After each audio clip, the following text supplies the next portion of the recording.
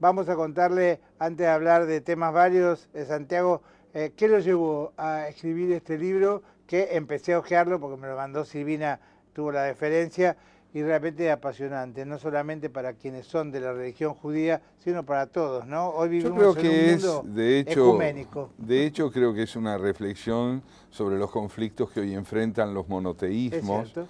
en el afán de subsistir, de volver a ganar fuerza persuasiva, Ujú. de no perder protagonismo en un mundo donde la secularidad y de alguna manera la crisis de los valores de un capitalismo que ha hecho del consumo el eje vertebrador de la identidad ciudadana, nos lleva a preguntarnos por el porvenir de la espiritualidad. Ujú. La extinción de la diáspora judía se asienta en la convicción de que la diáspora en la comunidad judía, entendida en toda su amplitud, ya no significa lo que significó.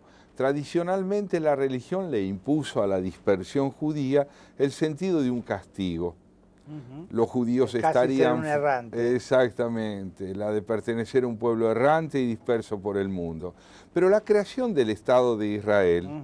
abrió una perspectiva inédita. Los judíos, desde esa creación, pudieron empezar a decidir dónde querían vivir de Así una es. manera totalmente libre, porque Israel les ofreció la posibilidad de De adoptar hacerlo la ahí. identidad israelí, Israelí. y la inmensa mayoría de los judíos no la adoptaron, Ujú. reivindicando sus identidades nacionales. Ujú.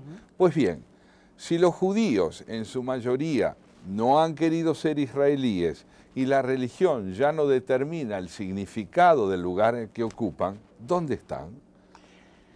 Eso amerita un planteo muy interesante, porque digo, no son israelíes, cada uno tiene la ciudadanía del país en el que decidió por decisión personal vivir. La Así es, Argentina tiene una de las colectividades más importantes de así es. América toda. Eh, digo, sienten el destrato, porque a veces desde el gobierno lo que pasó con el tema de este conflicto en el que está inserto ahora el país con respecto a Irán, la no aclaración del problema de AMIA y demás, ha vuelto a poner sobre el tapete si realmente vivimos en un país del respeto por la religión o es un país donde se estigmatiza todavía a quienes, según el funcionario de turno, Bueno, no merece ser atendido, es ¿no? un tema crucial. Yo entiendo ante todo que el atentado contra la AMIA fue un atentado sufrido por la nación Sí, argentina así es. a través de una de sus instituciones comunitarias Sí. judías, pero fundamentalmente los que atentaron contra la AMIA atentaron contra la República Ujú. Argentina, y las víctimas de la AMIA han sido víctimas argentinas Sí. de religión judía, o si usted quiere de pertenecientes a la comunidad judía. Lo ocurrido con Irán recientemente, la presunción de que es posible convocar a quien está sospechado de participación en un atentado terrorista para que contribuya a Mm. aclarar el crimen del cual fue objeto la AMIA, prueba hasta qué punto este gobierno, a mi juicio, no concibe la posibilidad de aclarar este tema como parte de una actitud liberada de necesidades coyunturales y puramente partidarias, como es la que interesan al Frente para la Victoria. Ujú.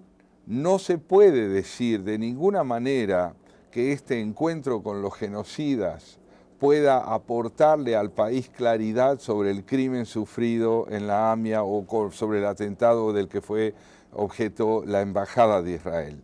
El gobierno, creo yo, no aspira a aclarar el conflicto, sino a resolverlo en favor de sus intereses específicos, Ujú. que son de orden económico, que son de orden financiero, pero me parece a mí que si nosotros quisiéramos aclarar lo ocurrido y estando Irán involucrado al menos como sospechoso de un atentado, lo menos que correspondía era dejarlo fuera de este esfuerzo Ujú. de aclaración. No habiendo procedido así, me parece que ha habido un acto de profunda irresponsabilidad Ujú. ética, política y jurídica. Ayer lo escuchaba al rabino Sergio Berman y me pareció que tuvo un poder de síntesis de una frase donde él decía, vivimos, le preguntaban por qué pasaba esto, ¿no? Con respecto a este juicio con tribunales en Irán.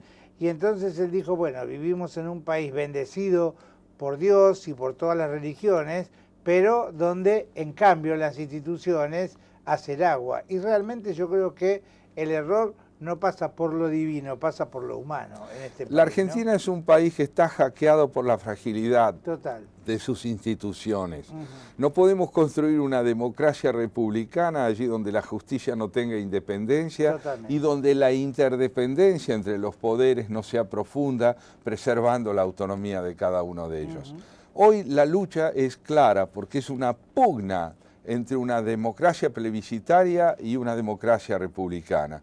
Quienes han optado por la democracia plebiscitaria aspiran a someter todos los poderes a la hegemonía del Ejecutivo, y quienes han optado en cambio por preservar y refortalecer la democracia republicana buscan equidad y desarrollo social a través de la ley.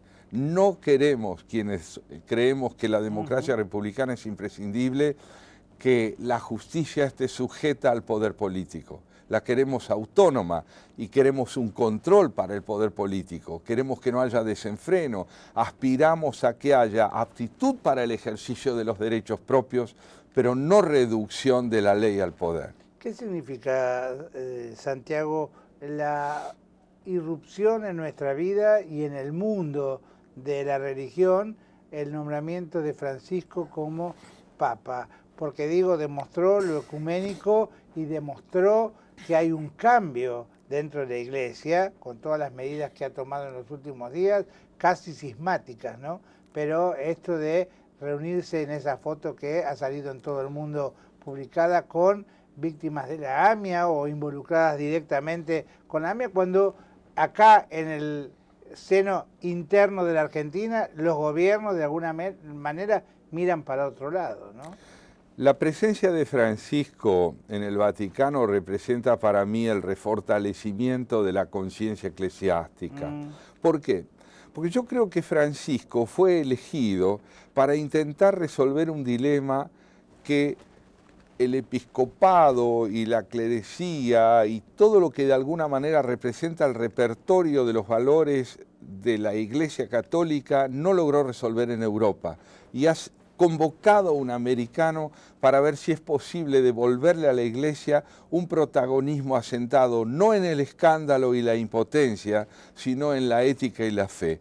Esto es lo que representa Francisco, la convicción de que la política supeditada a la ética tiene porvenir, pero la ética supeditada a la política desemboca en la corrupción. ¿Usted cree que va a incidir el papado de Francisco en la vida de nosotros, más allá de ser los mismos compatriotas del Papa? Creo que profundamente. Es imposible dejar de realizar una lectura nacional de sus pronunciamientos universales. Yo en cada homilía del Papa veo que está hablando de nosotros, ¿no? Y ahora todavía no leí la encíclica. Aun cuando literalmente tal vez no sea así, metafórica y simbólicamente claro, lo está haciendo. Él es católico, es decir, su palabra es universal, pero al mismo tiempo es argentino. Bergoglio sustenta el procedimiento de Francisco y Bergoglio ha sido desde siempre un hombre que ha entendido que la resolución de los conflictos políticos es indispensable para que la ética tenga significación universal. Para ir cerrando, antes de recomendar que esta tarde a las 19:30 se produzca el encuentro Kovadlov con nosotros los habitantes de Rosario en los Altos de Ros, en Córdoba, ustedes saben, Ros donde queda, es un clásico. Córdoba entre Corrientes y Entre Ríos. Digo, Kovadlov, ¿qué intuye que viene en nuestras vidas lo más cercano posible? ¿Cómo intuye que se refiere usted a la Argentina? Sí, ¿cómo intuye el devenir? Mire, nuestro? yo creo que se ha hecho evidente en el país que vivir fuera del marco republicano le genera a la nación un estancamiento muy profundo en lo prebendario, en lo demagógico, en el encubrimiento del delito, en la impotencia para resolver con equidad los problemas de trabajo, de inscripción en el campo de la educación, de la salud.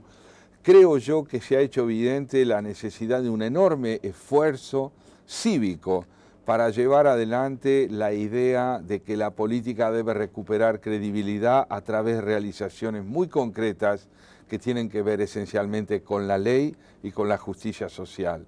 Han pasado 10 años y es necesario que advirtamos que en esos 10 años el país no ha ganado afianzamiento en el campo de la justicia social. Ha habido logros importantes en lo que se refiere a la posibilidad de reinscribir en el marco de la pobreza lo que estaba alojado en el campo de la miseria. Pero es necesario darle porvenir a quienes solo tienen hoy apoyo para durar en el tiempo. Para eso hace falta partidos políticos, democracia plena, es decir, republicana, y una justicia independiente. Todos estos valores se unen a una idea básica que es la posibilidad de gestión política con sentido participativo y no con sentido de dominio imperial sobre la vida social de los argentinos.